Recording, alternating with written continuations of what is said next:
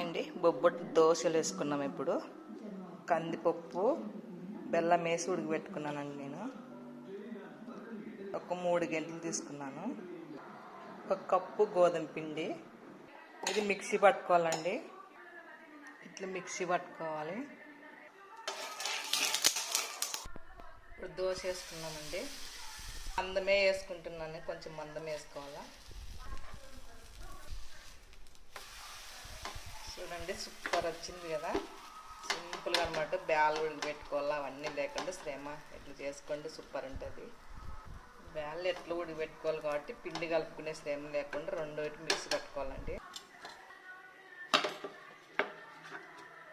చూడండి, నెయ్యి వేసుకొని తింటే సూపర్ ఉంటుంది.